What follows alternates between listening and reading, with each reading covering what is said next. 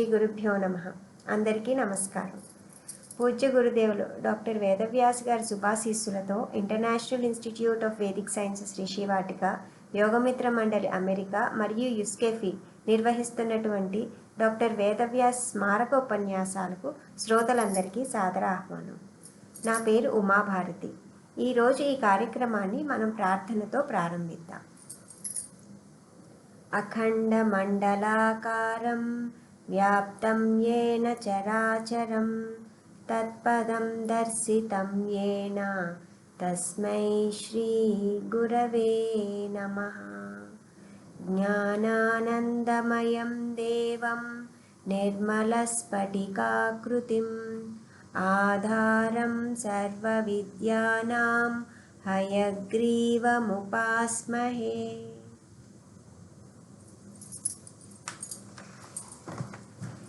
ఇప్పుడు యుగం మారింది. మానవుల ఆలోచనల్లో మార్పులు వస్తున్నాయి.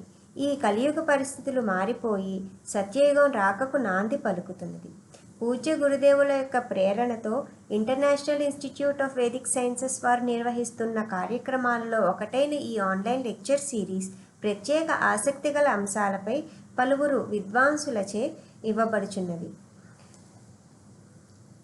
సనాతన ధర్మము, జ్యోతిష్యము, వేద విజ్ఞానము, శాస్త్రములు, యోగము, ఆధ్యాత్మ విద్య ఇలా అనేక అంశాలపై నూతన విషయాలను తెలుసుకుంటూ ప్రతి మానవుడు తన ఆధ్యాత్మిక పురోగతిని వృద్ధి చేసుకొని వారి జీవితాలను క్రమబద్ధం చేసుకోవడానికి ఇవి మార్గాలు మరియు అవకాశాలు.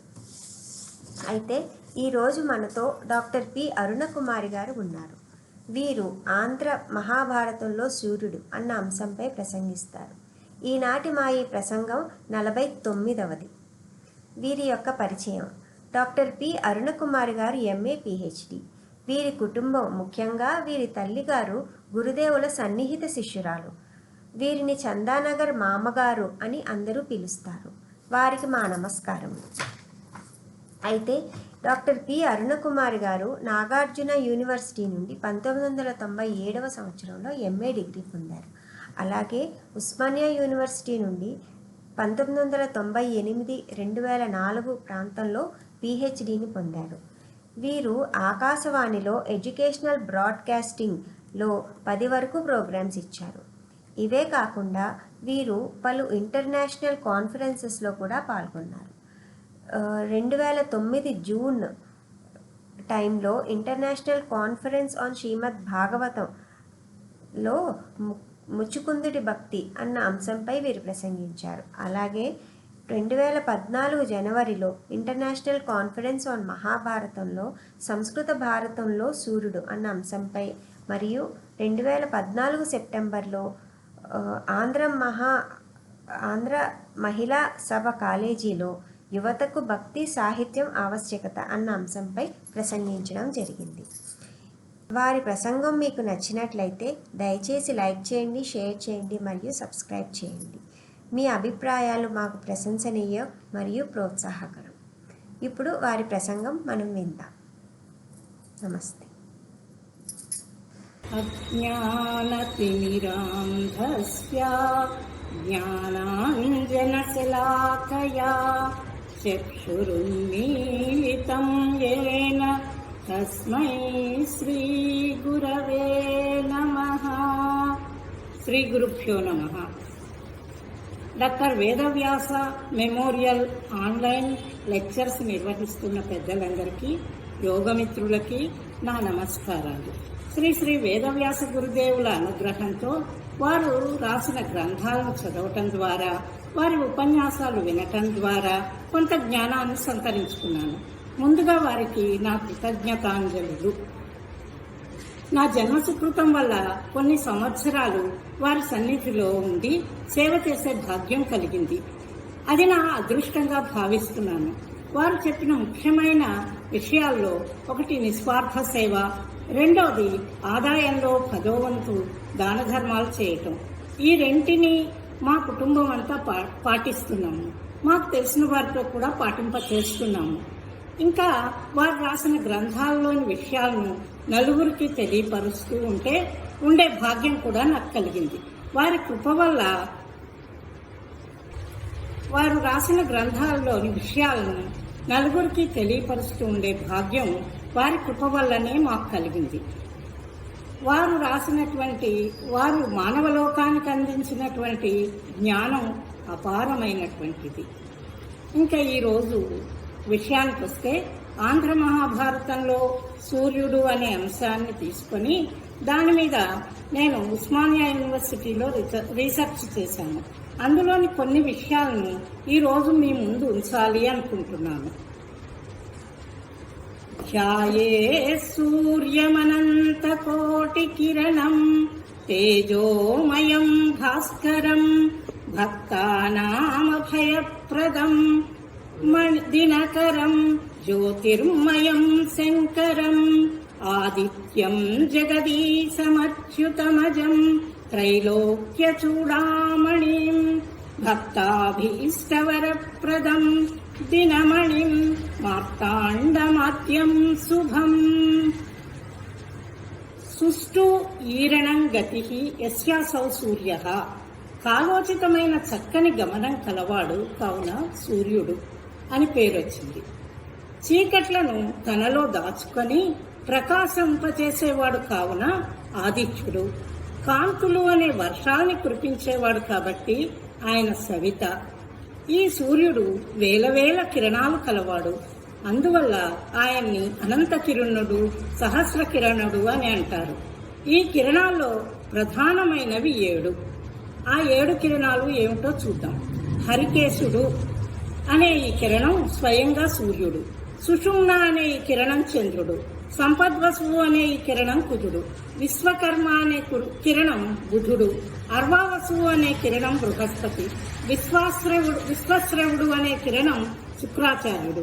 స్వరాట్టు అనే కిరణం శనైశ్చరుడు. ఇట్లా ఆయన తన వేల వేల కిరణాలతోటి ప్రపంచానికి వెలుగునిస్తున్నాడు. ఆయనకు వేల వేల కిరణాలు కలిగి ఉండటం వల్ల కళలు, ముహూర్తాలు, క్షణాలు, ఘడియలు, విఘడియలు, దినాలు, రాత్రులు, రోజులు, వారాలు, పక్షాలు, మాసాలు, ఋతువులు, అయనాలు, సంవత్సరాలు కలుగుతున్నాయి. అందువల్లే సూర్యుడు కాలస్వరూపుడుగా ప్రకాశిస్తున్నాడు. మహేంద్రో ధనదత్కాలః అని ఆదిత్య హృదయంలో చెప్పబడింది. సంవత్సరంలో గల 12 మాసాల్లో సూర్యుడు 12 పేర్లతో తన కిరణాన్ని ప్రసరింపచేస్తాడు. చైత్రమాసంలో విష్ణువు పేరుతో 1200 కిరణాలని, వైశాఖ మాసంలో అర్యముడు అనే పేరుతో 1300 కిరణాలని దీపిస్తాడు. జ్యేష్ఠ మాసంలో వివస్వంతుడు అనే పేరుతో 1400 కిరణాలని ప్రకాశింపచేస్తాడు. ఆషాఢ మాసంలో అంశుమంతుడు అనే పేరుతో 15,000 అంశువుల్ని ప్రకాశింపచేస్తాడు. శ్రావణ మాసంలో పర్జన్యుడు అనే పేరుతో 1400 కిరణాలని ప్రకాశింపచేస్తాడు. భాద్రపద మాసంలో వరుణుడు అనే పేరుతోటి దీపిస్తాడు. ఆశ్వేజ మాసంలో ఇంద్రుడనే పేరుతో 1200 కిరణాలని ప్రసరింపచేస్తాడు. కార్తీక మాసంలో ధాత అనే పేరుతో 1100 కిరణాలని ప్రకాశిస్తాడు. మార్గశిర మాసంలో మిత్రుడు అనే పేరుతో 1100 కిరణాలని ప్రకాశింపచేస్తాడు. పుష్యమాసంలో పూష అనే పేరుతోటి 900 కిరణాలతో దీపిస్తాడు. మాఘమాసంలో భగుడు అనే పేరుతో 1100 కిరణాలని ప్రకాశింపచేస్తాడు. పాల్గొన మాసంలో త్వష్ట అనే పేరుతో 1100 కిరణాలని ప్రకాశింపచేస్తాడు. ఉత్తరాయణం నుండి సూర్యకిరణాల సంఖ్య పెరుగుతూ వస్తూ ఉంటుంది. దక్షిణాయనం నుండి సూర్యకిరణాల సంఖ్య తగ్గుతూ ఉంటుంది. ఇలా సూర్యుడు సంచరిస్తూ లోకాలకి శుభాలు కలిగిస్తూ ఉంటాడు. సమస్త ప్రాణికోటికి జీవప్రదాత అయినటువంటి జీవప్రదాత అయిన వాడు సూర్యుడు. ఆ సూర్యుడే ముఖ్యంగా ఆత్మకారకుడు. ఈయన జగచ్చక్షువు, సత్యధర్మ స్వరూపుడు. ధర్మ మార్గాన్ని అనుసరించి చేసేవారికి తాను సహాయంగా నిలుస్తాడు. నారాయణం నమస్కృత్య నరం చైవ నరోత్తమం దేవీం సరస్వతీం వ్యాసం తతో జయముదీరయేత్. ఈ భరతఖండాన్ని ధర్మబద్ధంగా ఆదర్శవంతంగా పాలించిన రాజులు ముఖ్యంగా 2 వంశాలకు చెందినవారు. మొదటిది సూర్యవంశం, రెండోది చంద్రవంశం. రఘువు, రాముడు మొదలైన వారంతా సూర్యవంశానికి చెందినవారు. ఈ వంశానికి మూల పురుషుడు సూర్యుడు. భరతుడు, పూరు, కురు, కౌరవులు, పాండవులు మొదలైన వారంతా చంద్రవంశానికి చెందిన రాజులు. ఈ వంశానికి మూల పురుషుడు చంద్రుడు. ఈ 2 వంశాల్లో ఎందరో రాజులు పరిపాలించినప్పటికీ కొంతమంది మాత్రమే వంశకర్తలుగా ప్రఖ్యాతి పొందారు. వారి పేర్ల మీద ఆ వంశాలు పిలువబడుతున్నాయి. భరతుడు, కురు, పాండు మొదలైన రాజులు వారిలో ఉన్న గొప్ప గుణాల వల్ల వారు వంశకర్తలుగా పేరు పొందారు. పూరుడు తండ్రి అయినటువంటి యయాతి సుఖం కోసం తన యవ్వనాన్ని త్యాగం చేసి తండ్రి ముసల్తనాన్ని పుచ్చుకొని త్యాగమూర్తి కావటం వల్ల ఆయన పేరు మీద పూర్వంశం అనే పేరు వచ్చింది. అఖండ భరతఖండాన్ని ఆదర్శవంతంగా పాలించిన భరతుడు ఈ భూభాగాన్ని భరతుడు పాలించటం వల్ల ఈ భూభాగానికి భారతదేశం అనే పేరు రావటమే కాక ఈ వంశానికి భరతవంశం అనే పేరు వచ్చింది. వేద విహితమైనటువంటి కర్మలు చేస్తూ ధర్మ పరిరక్షణ చేసిన వాడు కురు మహారాజు. ధర్మమూర్తి కావటం వల్ల కురువంశం అనే పేరు వచ్చింది. పాండురాజు అన్న ధృతరాష్ట్రునిపై గల ప్రేమాదరాలతో రాజ్యాన్ని విస్తరింపచేసి రాజ్యాధికారాన్ని ధృతరాష్ట్రుడికే ఇచ్చి అన్నగారి దగ్గర ఉన్నాడు. అందువల్ల ఆయన పేరు మీద కూడా పాండవులు అనేటువంటి ఈ పేరు వచ్చింది. భారతం కౌరవ పాండవుల చరిత్ర. పాండవులు తమ వంశకర్తల్లో గల ఉత్తమ గుణాలను తమలో నింపుకున్నారు. అందువల్లే వారు కౌరవులు, పాండవులు, భారతులని ప్రసిద్ధి పొందారు. భారతం కౌరవ పాండవుల కథ అంటే చంద్రవంశీయుల కథ అని నిస్సంశయంగా చెప్పవచ్చు. సూర్యుడు స్వయం ప్రకాశం కలవాడు. ఆయన భాస్కరుడు, ప్రభాకరుడు. చంద్రునికి స్వయం ప్రకాశక శక్తి లేదు. సృష్టిలో చంద్రుడు సూర్యకాంతిని ఆధారం చేసుకుని ఆ వెలుగులో కాంతిని పొందగలుగుతున్నాడు.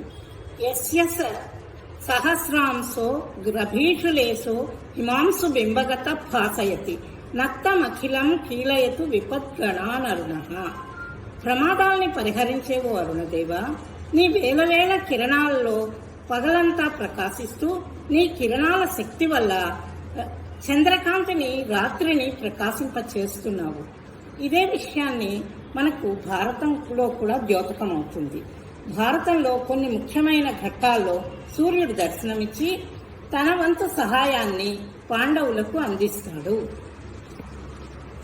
భారతం మొదటి నుంచి యుద్ధం ముగిసే వరకు అధర్మాల మధ్య వైరం కొనసాగుతుంది. పాండవులది ధర్మపక్షం, కౌరవులది అధర్మపక్షం. ధర్మమూర్తి అంశతో జన్మించిన వాడు ధర్మరాజు. అతడు ఎన్ని కష్టాలను అనుభవించినా ధర్మ మార్గంలోనే నడిచాడు. తమ్ముళ్లను కూడా అదే మార్గంలో నడిపించాడు. పాండవులు దైవాంశ సంపూతులు, దుర్యోధనాదులు అధర్మపక్షం వారు అందులో దుర్యోధనుడు స్వార్థపూరితమైనటువంటి వాడు. దుర్యోధనుడు రాక్షసాంశతో జన్మించాడు. అతడు పుట్టినప్పుడు ఎన్నో అశుభ సూచకాలు ద్యోతకమయ్యాయి. వాడి వల్ల కులక్షయం అవుతుంది అని వ్యాస భగవానుడు సూచించాడు. కానీ ధృతరాష్ట్రుడు పుత్రప్రేమతో దుర్యోధనుడిని సమర్థించాడే కాని ఏనాడు అతనికి తప్పు అనే విషయాన్ని చెప్పలేదు. అందువల్లనే అతడు ధృతరాష్ట్రుడు దుర్యోధనుడు చేసిన ప్రతి పాపకార్యానికి సాక్షిభూతుడు, పోషకుడు అయ్యాడు. ఒక ఘట్టంలోకి వెళ్తే సూర్యుడు ధర్మపక్షపాతి అనే విషయాన్ని మనం ఇక్కడ చూస్తాం. కర్మసాక్షి అయినటువంటి సూర్యుడు ధర్మానికి సహాయం చేయటం, అధర్మాన్ని నిరోధించటం ఆయన సహజ గుణం. పాలసముద్ర మథనం జరిగింది, అమృతోద్భవం జరిగింది. ఆ అమృతాన్ని పంచే సమయంలో అధర్మపరులైన రాక్షసులకు ఈ అమృతం అందకూడదు అనే ఉద్దేశంతో శ్రీ మహావిష్ణువు మోహిని రూపంలో వచ్చి అమృతాన్ని పంచటం మొదలుపెట్టాడు. ఆ అమృతాన్ని పంచే సమయంలో రాక్షసుడైనటువంటి రాహువు దేవతారూపం ధరించి దేవతల వరుసలో కూర్చున్నాడు. అప్పుడు దీన్ని గమనించినటువంటి సూర్యభగవానుడు అధర్మాన్ని సహించలేక వెంటనే ఈ విషయాన్ని సూర్యుడు విష్ణువుకి తెలియపరిచాడు. తెలియపరిచేసరికి విష్ణువు తన చక్రంతో రాహు యొక్క శిరస్సుని ఖండించాడు. ఇక్కడ సూర్యుడు ధర్మ పరిరక్షణ ఉద్దేశంతో రాహు యొక్క ఉనికిని విష్ణువుకి తెలియపరిచాడు. అంటే మనకు అర్థమయ్యేది ఏమిటి అంటే ఎక్కడ అధర్మం జరిగినా దాన్ని అతడు సహించలేడు అని మనకు అర్థమవుతుంది.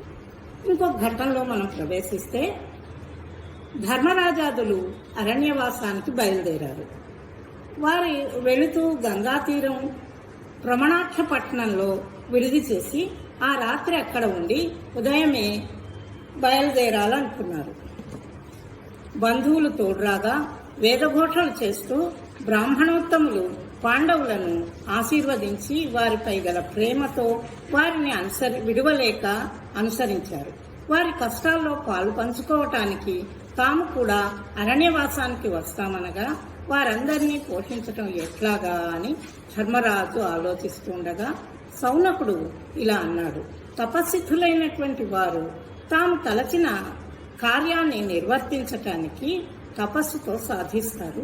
కాబట్టి ఓ ధర్మనందన, నీవు తపస్సు చేసి నీ మనోరథాన్ని సఫలం చేసుకోవచ్చు అని చెప్పాడు.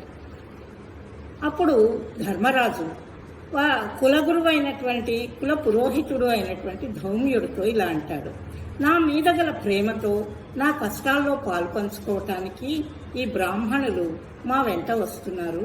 కాబట్టి వారిని నేను విడిచిపెట్టను అని ధర్మరాజు అన్నాడు. ఆయనకి నమస్కరించి ఏదైనా ఒక ఉపాయం చెప్పమని చెప్పేసి కోరుకున్నాడు. కోరేసరికి అప్పుడు ధౌమ్యుడు ఏం చెప్పాడంటే, ఉగ్రవనంలో వీరికి ఆహారం దొరకాలి అంటే పూర్వకాలంలో జీవకోటి ఆకలికి మాడిపోతూ ఉంటే చూచి కరుణతో సూర్యనారాయణుడు ఏం చేశాడంటే తన కిరణాలతోటి ఉత్తరాయణ గతుడై తన కిరణాలతో ఉర్వీజలాన్ని గ్రహించి దక్షిణాయన గతుడై పర్జన్య రూపంతో వర్షించి ఓషధులను పుట్టించాడు. చంద్రకిరణాల నుండి అమృతం కురిసి వాటిని అన్న రూపంగా మార్చి ప్రజారక్షణ చేశాడు. అన్నం ఆదిత్యుడి రూపమని గ్రహించిన కొందరు చక్రవర్తులు భీముడు, వైన్యుడు, కార్తవీర్యుడు, నహుషుడు మొదలైనటువంటి చక్రవర్తులు సూర్యుని ఆరాధించి సూర్యుని సేవించి ధ్యానించి అన్నాన్ని పొంది తమ ప్రజలకు ఆకలి బాధల నుంచి కాపాడారు. కాబట్టి ఓ ధర్మనందన, ఆ సహస్ర కిరణుణ్ణి పూజించి నీ కోరిక నెరవేర్చుకో అని ఇంకా ఇలా అన్నాడు. సమస్త వేదస్వరూపుడు బ్రహ్మ విష్ణు మహేశ్వర స్వరూపుడు, తన వెలుగులతో చీకట్లను పోగొట్టేవాడు, 3 లోకాలను రక్షించేటువంటి వాడు. నమః సవిత్రే జగదేక చక్షుషే జగత్ప్రసూతి స్థితి నాశహేతవే త్రైమయాయ త్రిగుణాత్మధారిణే విరించి నారాయణ శంకరాత్మనే. అటువంటి సూర్యుడికి గల 108 విశేష నామాలు నీకు నేను వేదంలో సూర్యుడికి విశేషమైనటువంటి 108 నామాలు చెప్పబడ్డాయి. వాటిని అర్థవంతంగా నీకు ఉపదేశిస్తాను, వాటిని నువ్వు అనుసరించు అని చెప్పి ధౌమ్యుడు ధర్మరాజుతో చెప్పాడు. అలాగే ధౌమ్యుడు ఏం చేశాడంటే ఆ నామాలని ధర్మరాజుకు ఉపదేశించాడు. ఉపదేశించినటువంటి నామాల్ని శాస్త్రబద్ధంగా చెప్పమని చెప్పేసి సూర్యుడిని ఆరాధించమని చెప్పాడు. తమ పురోహితుడైన ధౌమ్యుడు ఉపదేశించిన ప్రకారం ధర్మరాజు పట్టుదలతో గంగలో నిలబడి గాలిని మాత్రమే ఆహారంగా తీసుకుంటూ సూర్యుని నామాల్ని జపం చేశాడు. వనజమిత్రుడు అయినటువంటి ఆ సూర్యుడు వేదస్వరూపుడు కాబట్టి ఆ నామాలకు సంతృప్తి చెంది ఆయన ప్రత్యక్షమయ్యాడు. ధర్మరాజుతో ఇలా అన్నాడు: నీ తపస్సును నేను మెచ్చాను. మీరు అడవుల్లో ఉండవలసిన 12 సంవత్సరాలు అడవిలో పుట్టి పెరిగేటువంటి పళ్ళు, వేళ్ళు, కూరగాయలు ఇలాంటివన్నీ మీకు ఆహారంగా దొరికిన వాటిని ద్రౌపదికి సమృద్ధిగా చేరుతాయి. అవి 4 విధాలైనటువంటి వంటకాలుగా ఏర్పడి అక్షయంగా ఉంటాయని చెప్పి ఒక రాగి పాత్రని సూర్యుడికి ఇచ్చి అంతర్ధానమయ్యాడు. ధర్మరాజు సూర్యుడి వల్ల అక్షయ పాత్ర వరాన్ని పొంది పలువురు బ్రాహ్మణుల్ని పోషించగలిగాడు. ద్రౌపది ఆ పాత్రతో బ్రాహ్మణులకు ఇష్టమైనటువంటి శాఖపాకాలను కూర్చి ఆ బ్రాహ్మణులకు సంతృప్తి కలిగించేది. ప్రతిరోజు వేల మంది బ్రాహ్మణులకు బ్రాహ్మణులను తృప్తిపరిచి వారు తిన్నాక తన పతులు తినగా మిగిలిన పదార్థాలని ద్రౌపది తినేది. అలా కొంత కాలం గడిపి అక్కడి నుంచి పాండవులు కామ్యకవనానికి వెళ్లారు. ఇక్కడ పాండవులు ధర్మబద్ధులు అవటం మూలాన ఇది ధర్మబద్ధులు అనటానికి ఇది ఒక నిదర్శనం. ప్రభువైన ధర్మరాజు తమని ఆశ్రయించి తమ కష్టాల్లో పాలు పంచుకోవటానికి తమని వెన్నంటి వచ్చిన వారి పోషణ భారం తనదేనని భావించాడు. అందువల్లనే ధర్మరాజు సౌనకుని సలహా మేరకు ధౌమ్యుని ఉపదేశం మేరకు ఆయన నిష్ఠతో సూర్యుని ధ్యానించి జపించాడు. ఆయన్ని తృప్తిపరిచి అక్షయ పాత్రను పొందాడు. ఇక్కడ ధర్మరాజు చేసిన పనిలో స్వార్థం కన్నా నిస్వార్థత ఎక్కువ పాలు. ఈ చేసిన పని తన కోసం కాదు, తన భార్య కోసము కాదు, తమ్ముళ్ల కోసము కాదు, తనని ఆశ్రయించిన వారి కోసం చేశాడు. ప్రభువు తాను అరణ్యంలో ఉన్న ఆశ్రమాల్లో ఉన్న వారిని ఆశ్రయించిన వారిని రక్షించాలన్న ధర్మం ఒకటి. గురువైన ధౌమ్యుడు ఆదేశాన్ని పాటించటం, సూర్య భగవానుడిని భక్తితో ఆరాధించటం ఇవన్నీ చేశాడు. వీటన్నిటినీ ప్రత్యక్షంగా చూస్తున్న సూర్యుడు చంద్రవంశీయులైనటువంటి పాండవులకి ఆపత్ సమయంలో అక్షయ పాత్రని ఇచ్చి ఆదుకున్నాడు.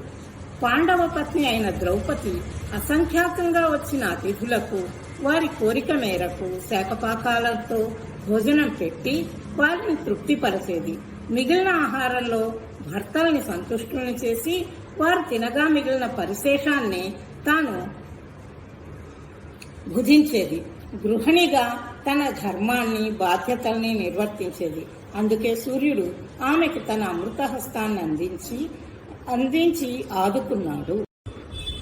అరణ్య పర్వం ముగిసింది. విరాట పర్వంలో విరాటరాజు కొలువులో పాండవులు ద్రౌపది చేరారు. అందులో ద్రౌపది సైరంధ్రిగా సుధేష్ణాదేవి మందిరంలో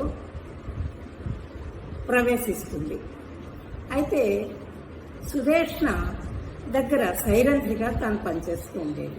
ఆ సమయంలో ఒకసారి కీచకుడు సుధేష్ణ మందిరానికి వచ్చి అక్కడ ద్రౌపదిని చూసి మోహించాడు. ఆమెను తన మందిరానికి పంపమని కోరతాడు. అక్క అందుకు నిరాకరిస్తుంది.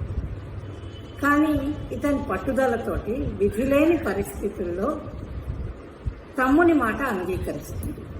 ద్రౌపదిని కీచకుని ఇంటికి వెళ్లి మధిర తెమ్మని బ్రతిమాలుతుంది. ఆ మాట విన్న ద్రౌపది తల్లడిల్లిపోతుంది. వెళ్ళననటానికి వీల్లేదు. ఎట్టి నేర్పుతో ఈ కష్టం నుంచి బయటపడాలి అని ఆవేదన చెందుతుంది. ఆ పరిస్థితుల్లో ఆమె శరీరం కంపించిపోయి చెమటలతో తడిసిపోతుంది. ఈ దురవస్థలో ఉన్న ద్రౌపది మహాపదలకు పరిహరణం హరినామస్మరణం అని తన హృదయ పుండరీకంలో పుండరీకాక్షుని నిక్షేపించుకుంటుంది. సుధేష్ణ మందిరం నుండి బయటికి వెలువడుతుంది. ఎదురుగా ఆమెకు దినకరుని దర్శనమైంది. వినయ వినమిత శరీరంతో ఆమె ఆ దినకరుణ్ణి చూసి ఇలా ప్రార్థించింది. పాండు పుత్రులకేను తప్పని మనంబుదాననయేని యో కమలమిత్ర కీచకుని దశనన్నొక కీడు తెరవు పారయకుండగా రక్షింపు కరుణతోడా.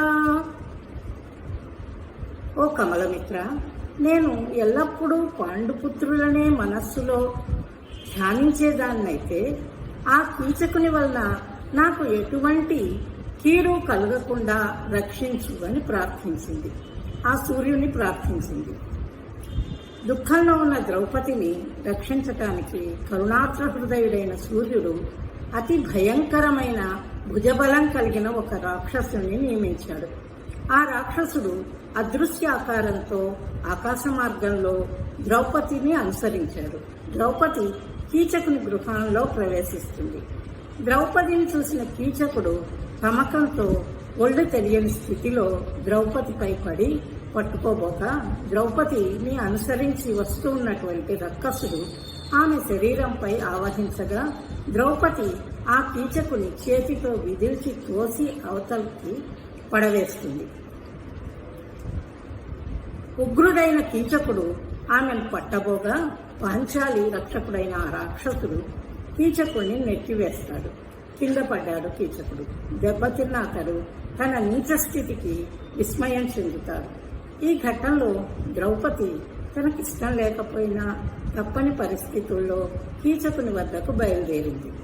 స్త్రీ సహజమైన తత్తరపాటుతో తననెవరు రక్షిస్తారా అని ఆలోచించింది.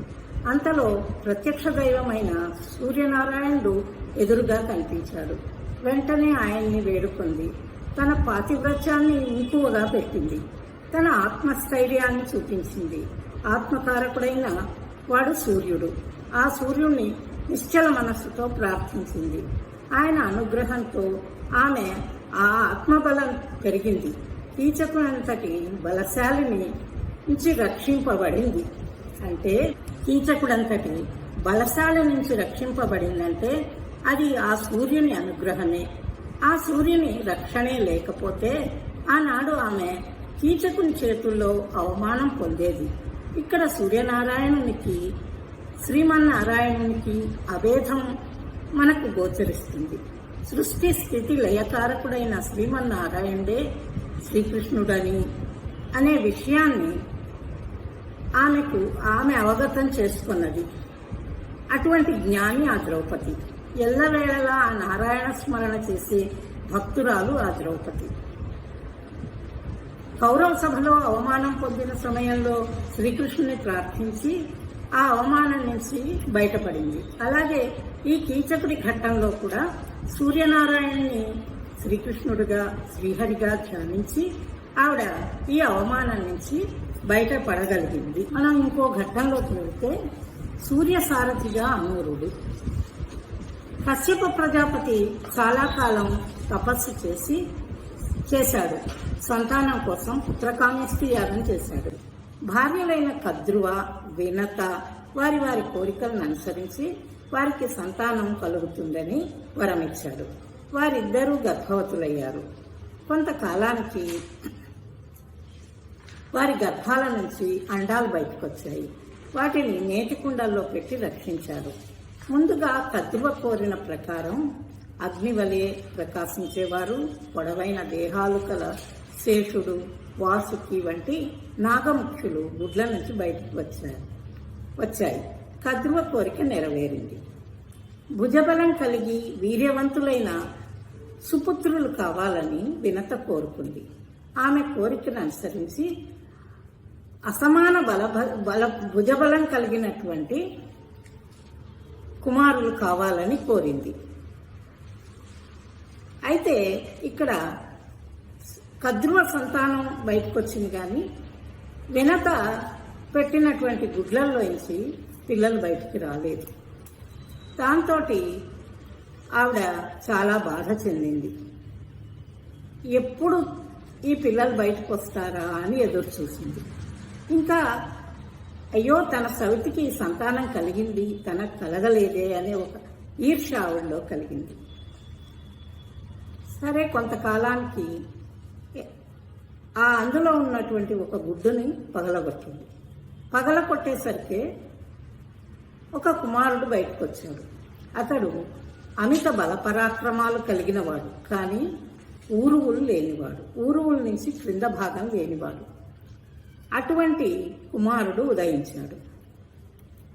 అతడు బయటికి వస్తూనే తల్లి చేసిన పనికి చాలా విచారించాడు.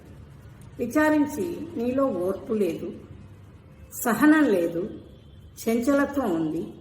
అందువల్ల నీవు నేను పూర్తిగా తయారవకముందే ఈ గుడ్డును పగలగొట్టావు అని బాధపడి, నువ్వు చేసిన పనికి నీ సవితికి నువ్వు దాసి అవుతావు అని చెప్పేసి శపించాడు. శపించి అతడు ఏం చేశాడంటే వెంటనే సూర్యనారాయణుని రథసారథిగా ఆకాశంలోకి వెళ్ళిపోయాడు. వినత పెద్ద కుమారుడైన ఇతడు ఊరు లేకపోవడంతో అనూరుడు అనే పేరు వచ్చింది తనకి. అరుణుడు, అనూరుడు అనే పేరుతో ప్రఖ్యాతి పొందాడు. ఆ శాపంతో ఈవిడ కొంతకాలం ఓపికతో ఎదురు చూసింది. చూసిన తర్వాత కొంతకాలానికి రెండో గుడ్డు దానంతట అది పగిలింది. అందులోంచి అసమాన బలపరాక్రమాలు కలిగినటువంటి కుమారుడు బయటకు వచ్చాడు. అతడు పక్షేంద్రుడు. అసమాన బలపరాక్రమాలు కలిగినటువంటి ఆ కుమారుడు శ్రీమన్నారాయణునికి రథసారథి అయ్యాడు. ఇక్కడ కశ్యపుడంతటి మహానుభావుడికి అనూరుడి వంటి సంతానం కలగడానికి కారణం ఏమిటి అంటే, సృష్టిలో ఎటువంటి వాళ్ళైనా కర్మబద్ధులే. వినత సుపుత్రులను కావాలని కోరుకుంది, కానీ ఆమెలో ఓర్పు లేదు, చంచలత్వం ఉంది, భావనామాత్రంగా ఈర్ష్య ఉంది.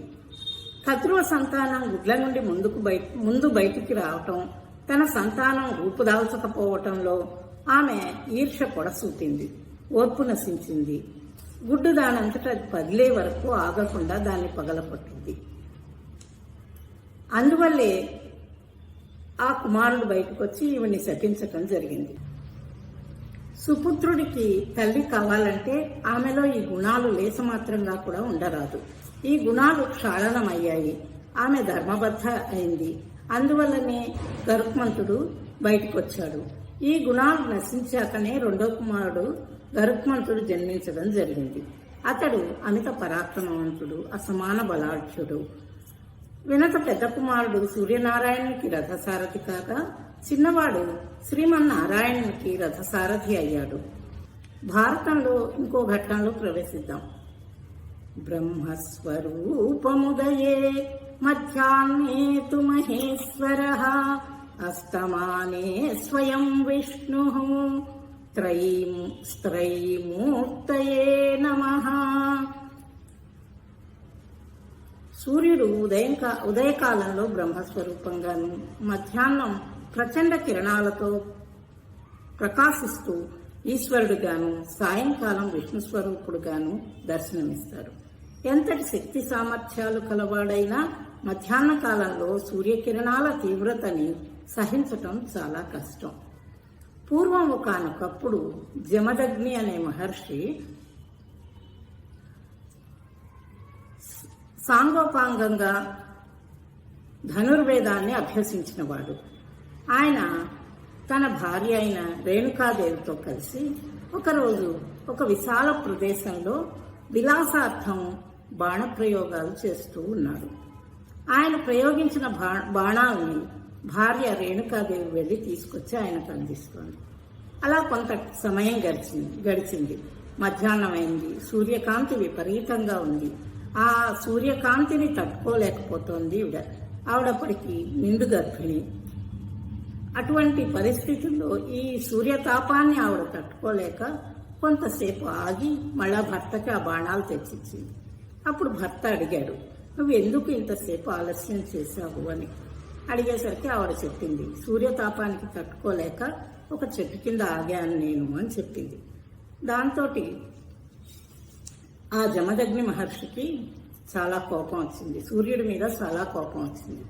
వచ్చి వెంటనే ఆయన్ని శపించడానికి పూనుకొన్నాడు. చెమటధారాలతో తడిసిపోతూ ఉన్న ఆమెను చూసిన జమదగ్ని కోపంతో భగ్గున మండి, నీకింతటి శ్రమ కలిగించిన ఆ సూర్యుడు నా శస్త్రాగ్ని జ్వాలల్లో భస్మం చేస్తాను అని రోషంతో సూర్యుడి మీద బాణప్రయోగం చేయబోయాడు. అంతలో ఈ మాటలు విన్నటువంటి సూర్యుడు వెంటనే అక్కడికి బ్రాహ్మణ వేషంలో వినమితుడై జమదగ్నిని సమీపించి ఓ తపోరాసి, కొంచెం శాంతించు. బ్రాహ్మణులైన వారు తీవ్ర కోపానికి గురి కారాదు. సూర్యుడు తన తీవ్ర కిరణాల ద్వారా నీటిని గ్రహించి తిరిగి ఆ నీటిని భూమికి ఇవ్వగా ఆ నీటితో ఓషధులు వృద్ధి చెందుతాయి. ఆ ఓషధుల్ని హవనం చేయటం వల్ల దేవతలకు ఆహారం లభిస్తుంది. వాళ్ళు శక్తివంతులవుతారు. ఆ దేవతలను గ్రహించిన ఆ దేవతల అనుగ్రహంతో భూలోకవాసులు సుఖంగా ఉండగలుగుతారు. కనుక ఓ జమదగ్ని, శాంతించు. నేనే ఆ సూర్యుణ్ణి, కరుణించి నన్ను మన్నించు అని వేడుకొని దీనికి పరిహారంగా చెప్పులు, గొడుగు సృష్టించి ఆ ముని ముందు ఉంచి, ఓ తపోరాసి, ఇవి ధరించటం వల్ల నా వేడి కిరణాలు తాకవు నిన్ను అని చెప్పేసి అంతకుముందు లేనటువంటి అపూర్వమైన ఈ వస్తువుల్ని ఇచ్చారు. దాంతో జమదగ్ని మహర్షి చాలా ఆనందించాడు. అమూల్యమైన వస్తువుల్ని స్వీకరించాడు. ఇటువంటి అమూల్యమైన వస్తువులు బ్రాహ్మణులకు గాని, సాధువులకు గాని, యతులకు గాని, వృద్ధులకు గాని, సజ్జనులకు గాని ఇవ్వటం వల్ల విశేషమైన పుణ్యం కలగటమే కాక గోలోకం వంటి ఉత్తమ లోకాల్లో నివాస భాగ్యం కలుగుతుందని సూర్యుడు చెప్పాడు. ఈ కథ వల్ల సూర్యుల్లో గల సహనశీలత, తనను భస్మం చేయబోయిన వారిని కూడా కరుణతో ఆదరించి సూర్యకిరణాల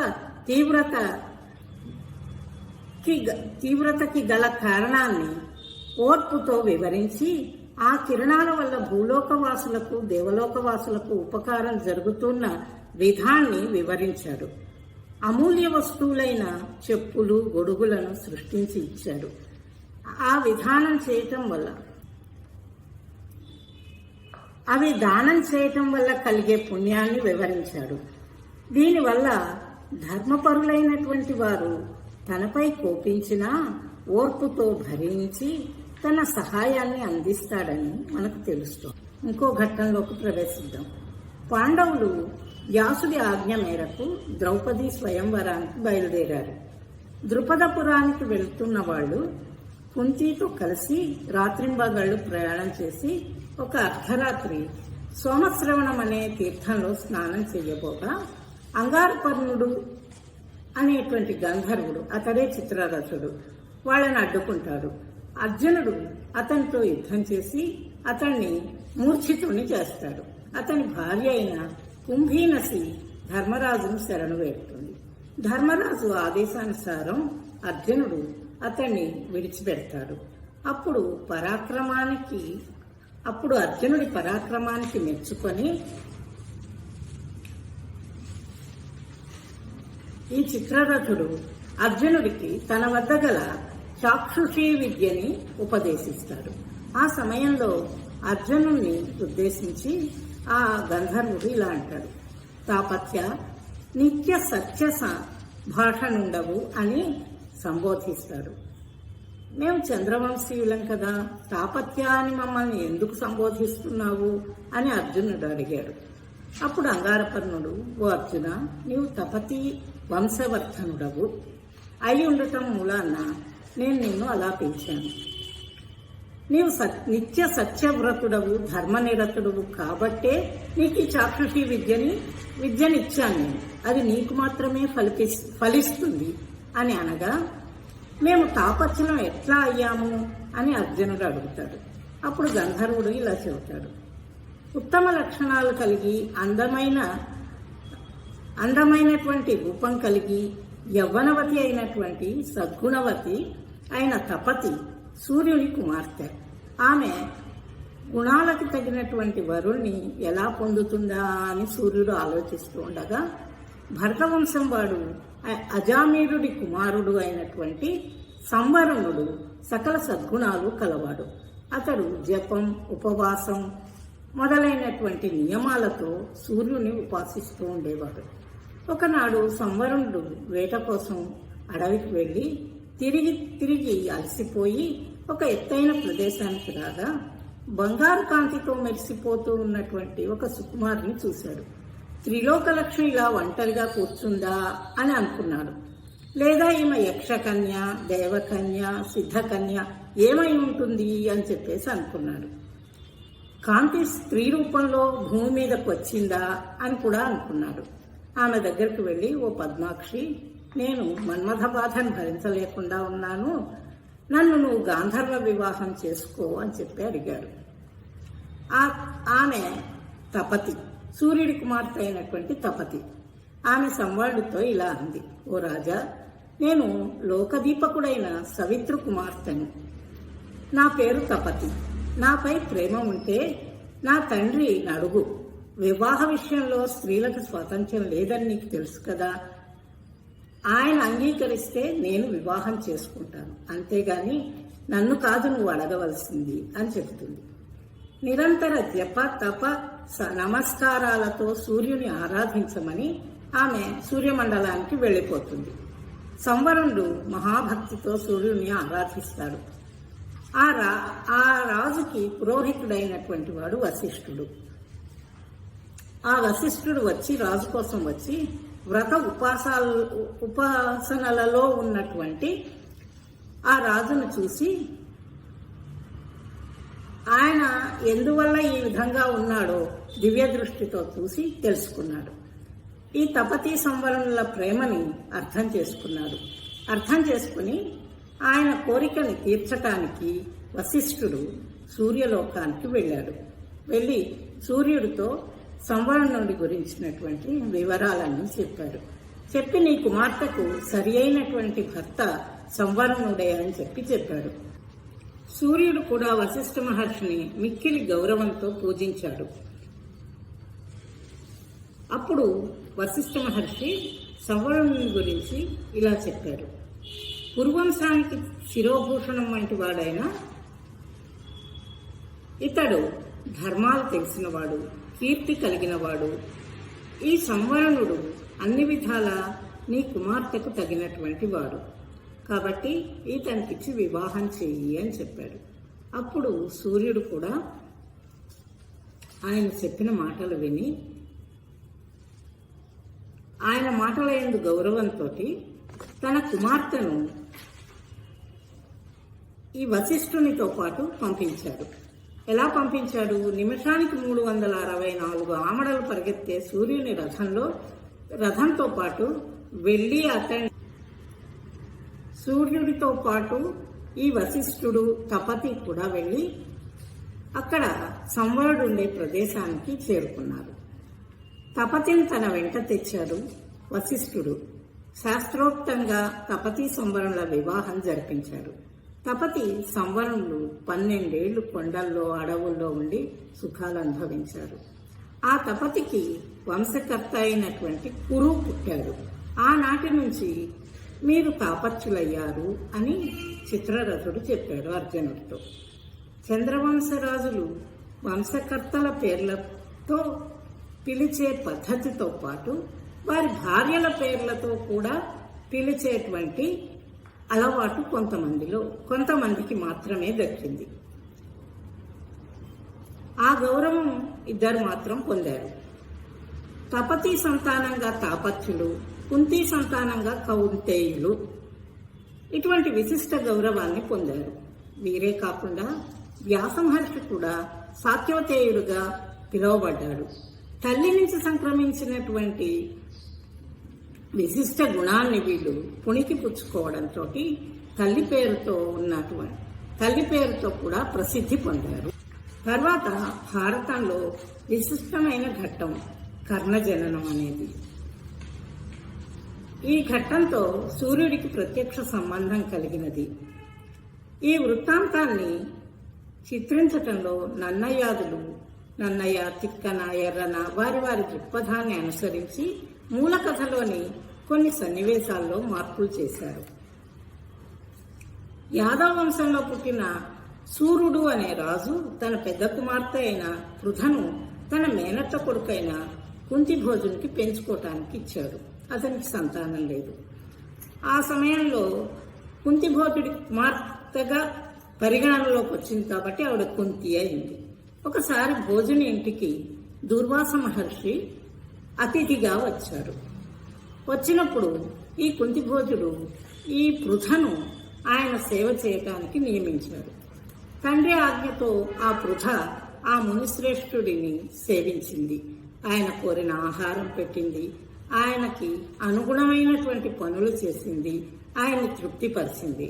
ఆయన ఆనందంతో ఆ పృథతో ఇలా అన్నాడు, ఓ సుకుమారి, నీ సేవకి నేను సంతృప్తి చెందాను. నీకు ఒక మంత్రాన్ని ఇస్తాను.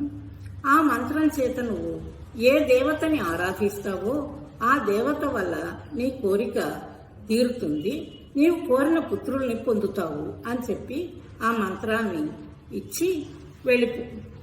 ఇచ్చాడు. ఇచ్చిన తర్వాత ఏమన్నాడు, ఆపద్ధర్మంగా మాత్రమే వాడుకోమని చెప్పి వెళ్ళిపోయారు.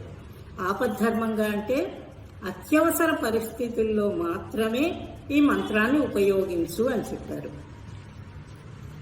త్రికాలజ్ఞుడైనటువంటి ఆ మునికి, ఆ దుర్వాస మునికి ముందు కాలంలో పాండురాజుకు రాబోయే ఆపదని గురించి తెలిసినవాడు. ధర్మరాజుల జననానికి వినియోగపడే విధంగా ఈ పృథకు మంత్రాన్ని అనుగ్రహించాడు. కుంతి మంత్రాన్ని అనుగ్రహించి వెళ్ళిపోయాడు. కుంతి బాల్య చాపల్యంతో ఆ మంత్రశక్తిని తెలుసుకోవాలనుకుంది. ఒకనాటి ఉదయం బాలభానుని చూసింది.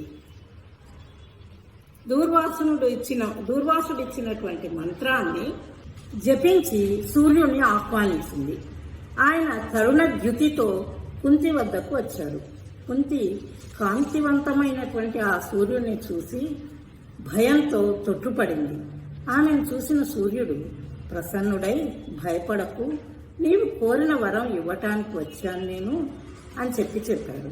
అప్పుడు కుంతి సిగ్గుతో తల వంచుకొని, ఓ సూర్యదేవ, ఒక బ్రహ్మజ్ఞాని దయతో నాకు ఒక మంత్రాన్ని ఇచ్చాడు, దాన్ని శక్తి ఎటువంటిదో తెలుసుకుందాము అని చెప్పి నిన్ను ఆహ్వానించాను. నేను అజ్ఞానంలో నిన్ను రప్పించాను, నన్ను క్షమించు అని నమస్కరించింది. ఓ వనజనేత్ర, దూర్వాసుడిచ్చినటువంటి మంత్రము నా దర్శనము నీకు వృధా కారాదు, కాబట్టి నీకు ఒక కుమారుణ్ణి ప్రసాదిస్తాను అని అన్నాడు. అప్పుడు కుంతి ఆయనతో, ఓ దయామయ, నాకు గర్భం వస్తే నన్ను చూసి లోకులు, బంధువులు అందరూ నవ్వుతారు కదా, మరి నా జీవితం ఎట్లాగా అని సూర్యుని ప్రార్థించింది. సూర్యుడు దయామయుడు, అందువల్ల ఆయన ఏమన్నాడంటే, నీకు కుమారుడు కలుగుతాడు, అందువల్ల నీ కన్యాత్వం మాత్రం చెడదు అని చెప్పేసి వరమిచ్చి వెళ్ళిపోయాడు. సహజ కవచ కుండలాలతో సూర్యకాంతితో సమానమైనటువంటి కాంతి కలిగినటువంటి ఒక కుమారుడు కుంతికి జన్మించాడు. లోకనిందకు భయపడిన కుంతి ఆ బాలుణ్ణి నీటిలో వదిలివేసింది. కర్ణుడు సూర్యుని కుమారుడు. అతని జన్మరహస్యం దేవరహస్యం. ఇది కాకతాళీయంగా జరిగిన విషయం కాదు, ఒక నిమిత్తంతో జరిగింది. ఆ నిమిత్తాన్ని కర్ణుడు పూర్తిగా సార్థకం చేసుకోలేకపోయాడు. అది ఎందువల్ల జరిగిందో ఒకసారి పరిశీలిద్దాం. కర్ణుడి జీవిత ఘట్టాలను పరిశీలిద్దాం. కర్ణుడు సూర్యుని అనుగ్రహం వల్ల సహజ కవచకుండలాలతో జన్మించాడు. లోకబాంధవుడైన సూర్యుని వంశంలో జన్మించాడు. కానీ వెంటనే తల్లి చేత విడవబడ్డాడు. అదే అతని పతనానికి నాంది. మంచి వంశంలో పుట్టిన తక్కువ జాతి వారి వద్ద పెరగటంతో అడుగడుగున అవమానాలు పాలయ్యాడు. ఆ అవమానాల నుంచి బయటపడటానికి అసత్యాలు ఆడాడు. అసత్యాల వల్ల శాపాలకు గురయ్యాడు. శాపాల వల్ల అతనిలో ఉన్న శక్తి నిర్వీర్యమైంది. తాను నలుగురి మధ్యలో ఉత్తమ వంశస్థుడిగా చలామణి అవ్వాలనే ఆశతో ఆలంబన చూపించిన దుర్యోధనాదుల వైపు వెళ్ళాడు. కర్ణుడు పతనానికి ఇది రెండో మెట్టు. దుర్యోధనుని పక్షం చేరటంతో వారు చేసే పాపపు పనుల్లో తాను కూడా భాగం పంచుకోవాల్సి వచ్చింది. సూర్యుని తేజస్సు కర్ణుడిలో ఉంది. అందువల్ల దుర్యోధనాదులు చేసే తప్పులు తెలుసు, కానీ వారిని నిరోధిస్తే వారి ఆలంబన దూరం అవుతుంది అనే భయంతో వారు చేసే ప్రతి నీచ కార్యానికి తన సహాయాన్ని అందించారు. అలా చేయటం వల్ల మానసికంగా పతనమయ్యాడు. కర్ణుడు దానకండూతితో తండ్రి అయిన సూర్యుడు వద్దన్నా వినకుండా తన సహజ కవచ కుండలాల్ని ఇంద్రుడికి దానం చేసి తన శారీరక శక్తిని కోల్పోయాడు. శారీరక శక్తిని ఎప్పుడైతే కోల్పోయాడో మానసిక శక్తిని కూడా కోల్పోయాడు. కర్ణుడు అపజయాల పాలయ్యాడు. అపజయాలతో పాటు ప్రాణశక్తిని కూడా కోల్పోయాడు. సృష్టిలో ఒక జీవి భూమిపై పుట్టాలంటే తల్లిదండ్రులు మూలం. వారి నడవడిక వల్ల కలిగే మంచి చెడులు సంతానంపై ప్రతిఫలిస్తాయి. కుంతి ఓర్పుతో దూర్వాసునికి సేవ చేసింది, మంత్రాన్ని పొందింది. కానీ బాల్య చాపల్యంతో వివాహానికి పూర్వమే సంతానవతి అయింది. ఆ సంతానాన్ని నలుగురి మధ్యలో పెంచే ధైర్యం లేక ఆ బాలుణ్ణి నీటిపాలు చేసింది. విధి వంచితుడైనటువంటి కర్ణుడు తనకు లేనివి పొందాలి అనే తపనలో ధర్మదూరుడయ్యాడు. అసత్యమాడి గురువు వద్ద విద్య పొందాలనుకున్నాడు. ఫలితంగా నేర్చిన విద్య అక్కరకు రాకుండా పోయింది. దుర్యోధనుడి దయకు పాత్రుడు కావటం వల్ల అతడి దుశ్చర్యల్లో పాలు పంచుకోవాల్సి వచ్చింది. ఈ కారణాలతో కర్ణుడు ధర్మబాహ్యుడయ్యాడు. దుర్యోధనుడి మెప్పు కోసం తన వద్ద గల అస్త్రాలను గురించి చెప్పాడే కాని తనకున్న శాపాల్ని దాచిపెట్టి సత్యాన్ని కనుమరుగు చేశాడు. సత్యధర్మ స్వరూపుడైన సూర్యుని కుమారుడైన కర్ణుడు పుట్టినప్పటికీ సత్యధర్మ స్వరూపుడైన సూర్యునికి కుమారుడైన కర్ణుడు సత్యధర్మ స్వరూపుడైన సూర్యునికి కుమారుడుగా పుట్టిన కర్ణుడు తన స్వయంకృతమైనటువంటి దోషాల వల్ల సూర్యుని సహాయానికి పాత్రుడు కాలేకపోయాడు. సత్యాన్ని ధర్మాన్ని విడిచిపెట్టకుండా ఎవరైతే జీవన గమనంలో ముందుకు సాగుతారో వారు ప్రత్యక్ష దైవమైన సూర్యుని యొక్క కృపకు పాత్రులవుతారు. కానీ ఆ భాగ్యానికి కర్ణుడు నోచుకోలేకపోయాడు. అందువల్లే కర్ణుడు తన జీవితాన్ని సార్థకం చేసుకోలేకపోయాడు. సదా సవితృమండల మధ్యవర్తి నారాయణ సరసిజాసన సన్నివిష్ట కేయూరవాన్ మకర కుండలవాన్ కిరీటీ హారీ హిరణ్మయ వపుర్ ధృత శంఖ చక్రః.